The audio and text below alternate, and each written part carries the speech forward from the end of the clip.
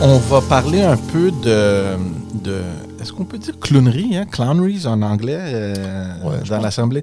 En tout cas, des comportements un peu puérils, farfelus. Moi, j'ai jamais vu ça, puis on va le faire ça. On va pas concentrer trop de temps là-dessus parce que je pense pas que ça vaut la peine, mais quand même important de le mentionner. Ce qu'on a vu dans l'Assemblée nationale cette semaine, ou je pense que c'était hier.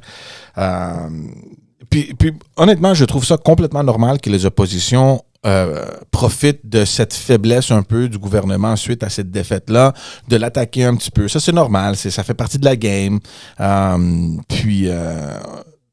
Spécifiquement, pour mettre les gens en contexte, il y a un député de Québec solidaire qui s'appelle Sol Zanetti. D'ailleurs, c'est un député qui est élu dans la région de Québec. Jean Lesage. Jean Lesage, dans le comté de Jean Lesage, qui voulait montrer peut-être une image des promesses du gouvernement Legault qui se dégonfle. Puis, il a pris un ballon, il l'a soufflé, puis il l'a laissé partir dans l'Assemblée nationale. Je comprends qu'aujourd'hui, avec les réseaux sociaux, puis toutes les clips, puis je comprends l'importance que ça occupe dans tout le branding puis le marketing politique là, de tous les partis. Mais honnêtement, tu te trouves dans le Parlement, OK? Il y a une limite aux choses que tu peux faire. Et je trouve que depuis que Québec solidaire est rentré dans le Parlement, puis peut-être pas au début, là, parce qu'il y avait juste un député, mais disons depuis 2018, il y a plein d'affaires qui se font que moi, là, like I scratch my head. Qu'est-ce qu'ils font? T'sais, le code vestimentaire. Là, tu sais, des attitudes de ce genre-là qui manquent complètement de respect, non seulement envers le gouvernement, mais en général avec tous les collègues là, de toute l'Assemblée nationale. Tu peux pas faire des affaires de même. Il y a un certain respect là, que de l'institution. Mais oui, tu es élu, tu es dans le Parlement. Un certain comportement est nécessaire. Tu es un élu. Agis comme un élu, puis respecte l'institution dans laquelle tu te trouves.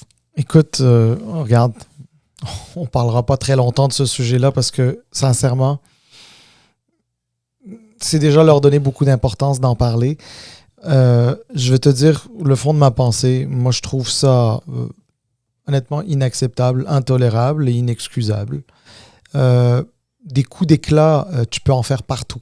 Fais-les dehors, fais-le chez vous, fais-le, je sais pas, fais-le là où tu veux. Là.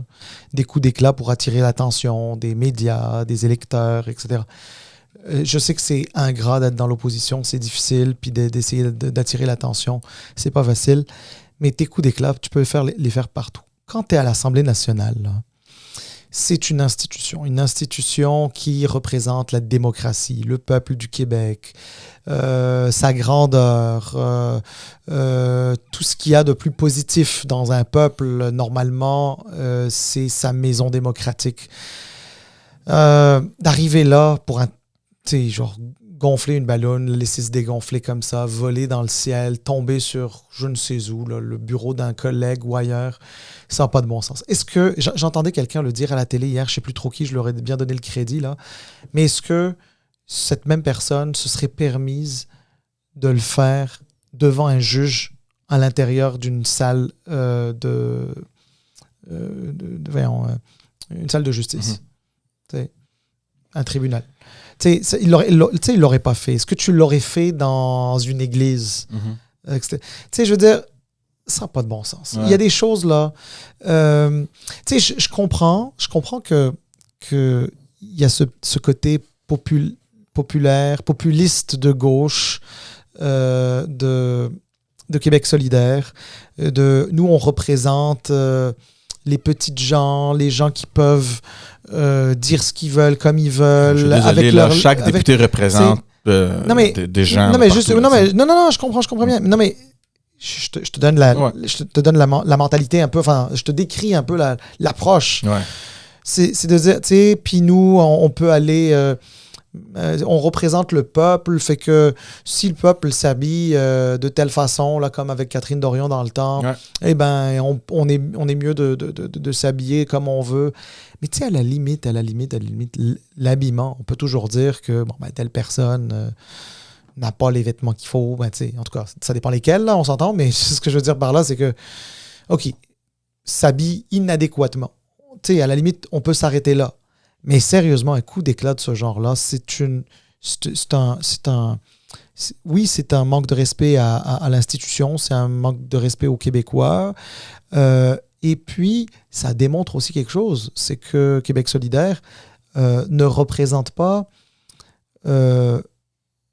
ses commettants. Québec solidaire représente sa base militante. C'est-à-dire quoi? Ça veut dire que, tu sais, les gens de leur comté, c'est pas tous des gens qui ont voté pour eux. Ouais. Comme d'ailleurs dans les autres comtés. C'est vrai aussi dans les autres comtés, pour les autres députés des autres partis. Je sais pas. Honnêtement, j'ai beaucoup de misère. Mais voilà. Oh non, moi aussi, j'ai trouvé ça un peu... Écoute, je sais pas si tu te souviens, mais il y a quelques mois, on avait parlé, c'était sorti dans les médias, on en avait parlé nous aussi sur le podcast, de Geneviève Guilbeault qui avait une liste de mots qu'elle essayait de glisser pendant les crédits, la séance des crédits, etc. Puis là, tout le monde lui était tombé dessus. C'est inacceptable. Et pourquoi? Puis là, tu sais, on joue pas à l'Assemblée nationale, etc. Bon, compare ça maintenant à ce qui s'est produit. Non, mais ça n'a même pas de comparaison. Là, ça n'a pas de comparaison. Franchement, je veux dire... Puis là, en plus, il s'est pas excusé. Puis là, je me demande, parce que moi, j'ai jamais vu ça, est-ce que le président peut le sanctionner de quelque sorte? On entend parler, il y a des chuchotements, mais qu'est-ce qu'il peut bien lui faire, là? D'abord, le président ne lui a pas demandé de s'excuser. Donc, forcément, si tu lui demandes pas de s'excuser, il va pas s'excuser de lui-même. Tu sais? Il n'a pas demandé qu'il retire un peu ses... pas des propos, c'était...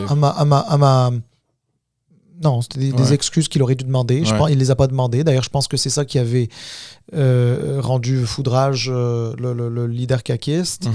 Mais, regarde, ça, c'est un autre débat. Là. C'est comment gérer l'ajout de parlementaires. À la défense du président, qui est en réalité c'est le troisième vice-président.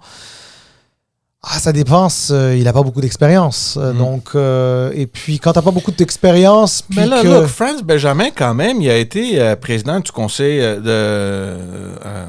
la ville de Montréal. Oui, c'est ça. Donc, il y a quand même une expérience dans... Mais c'est pas un parlement, là, mais c'est un conseil de ville. Mais quand même, ça s'apparente à un parlement. C'est les mêmes règlements, c'est les mêmes... procédures. En fait, les mêmes non, mais tu sais, c'est sûr qu'il y a des ressemblances. Mais quand je dis qu'il n'a pas l'expérience, je dis pas qu'il n'a pas l'expérience politique ou l'expérience dans des assemblées, c'est pas ça. Il en a sans doute. Je parle plutôt de l'expérience. C'est pas lui qui je pense que c'est la première fois qu'il animait, parce que c'est très rare. D'habitude, c'est la présidente de l'Assemblée qui mène les débats à l'Assemblée nationale, notamment en la période de questions. Si c'est pas la vice-présidente, si c'est pas la présidente, c'est le premier vice-président, deuxième vice-président. Là, pour se rendre au troisième vice-président, c'est que je sais pas, c'est qu'ils devaient tous être pas là, j'en sais rien, occupés, en mission ou peu importe quoi. Mais bref, tout ça pour dire, George, il n'était pas nécessairement... pour sa première période de questions, disons qu'il n'était pas nécessairement rodé. Et tu essayes d'asseoir ton autorité, puis tu veux... Enfin, je sais pas. Regarde, mais l'erreur n'est pas nécessairement la sienne. C'est pas sa faute à lui, c'est l'autre qui s'est comporté comme un imbécile. Exactement. Regarde. On va pas se cacher les mots. Là. C'est qui pense à une affaire de même, là? Anyway.